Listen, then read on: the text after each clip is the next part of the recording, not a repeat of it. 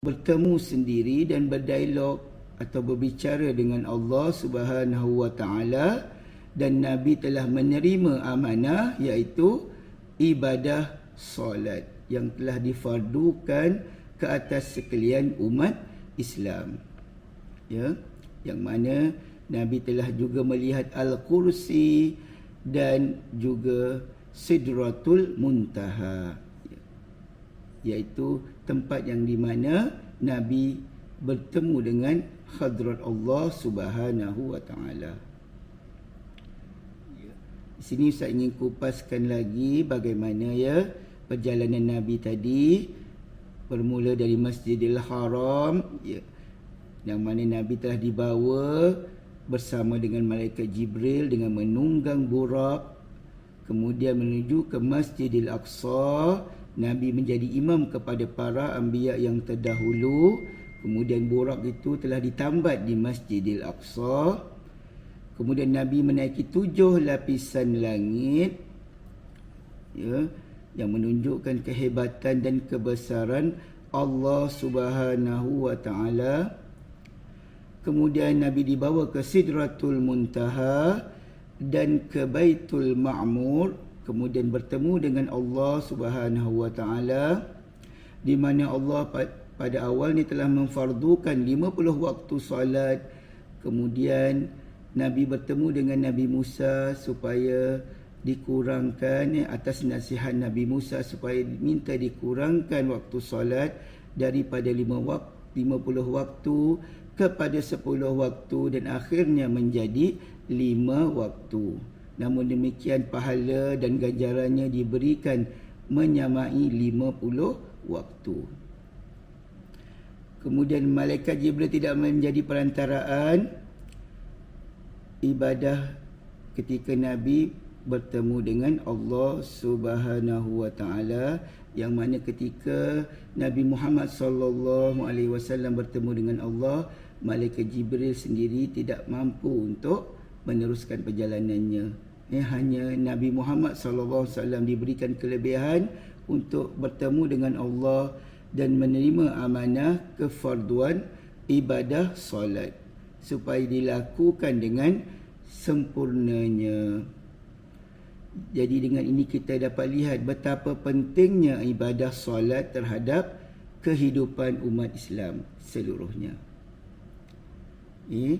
Dan juga Ustaz ingin menyentuh sedikit tentang ibadah solat ini, iaitu suatu ibadah yang begitu penting kepada umat Islam, yang mana Rasulullah SAW bersabda, sesiapa yang tidak solat maka tiada agama baginya.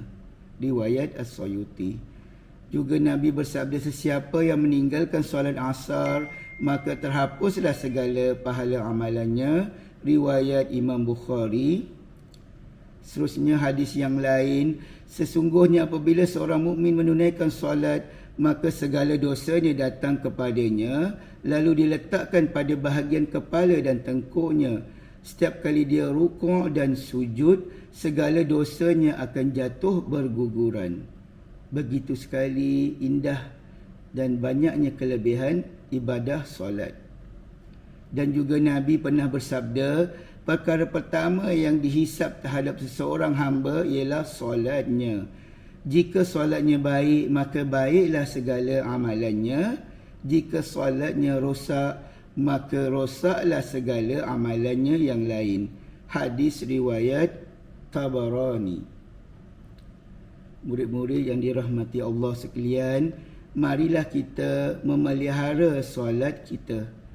Marilah kita semua menjaga dan memelihara solat dalam kehidupan seharian kita, kerana solat itu adalah tiang seri agama kita. Renungilah sabda Rasulullah sallallahu alaihi wasallam, as-salatu ibaduddin, faman aqamaha faqad aqamad-din, wa man tarakaha faqad hadamad-din. Maksudnya, solat itu adalah tiang seri agama. Maka sesiapa yang menunaikan solat, maka sesungguhnya dia telah menegakkan agamanya. Dan sesiapa yang meninggalkan solat, maka sesungguhnya dia telah meruntuhkan agamanya.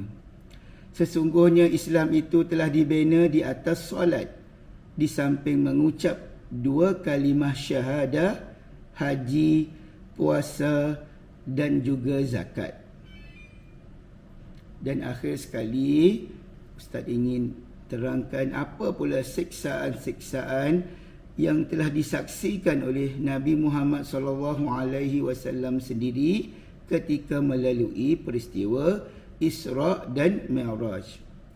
Antara peristiwa yang telah disaksikan oleh Nabi Muhammad SAW ialah siksaan dan hukuman bagi orang yang berzina, iaitu antara lelaki dan perempuan yang membuat hubungan tanpa ikatan perkahwinan, iaitu hukumannya ialah memakan daging yang amat busuk sekali. Itulah dia hukuman bagi mereka yang melakukan perbuatan terkutuk zina. Seterusnya, Nabi telah disaksikan juga hukuman bagi orang yang suka berdusta, menipu dan memakan riba, iaitu mereka memotong lidah mereka sendiri. Kemudian Nabi disaksikan juga dengan hukuman bagi orang yang meninggalkan solat, iaitu mereka menghantukkan kepala mereka pada batu yang amat keras sehingga pecah bertaburanlah kepala mereka. Dan juga Nabi telah disaksikan dengan hukuman bagi orang yang suka memfitnah dan mengumpat, iaitu mereka mencakar-cakar muka mereka sendiri sehingga berlumuran dengan darah. Begitulah antara siksaan-siksaan yang telah disaksikan sendiri oleh mata kepala Nabi Muhammad SAW, supaya kita umat Islam sekaliannya mengambil iktibar dan pengajaran dan tidak melakukan perkara-perkara yang dilarang oleh Allah Subhanahu wa taala.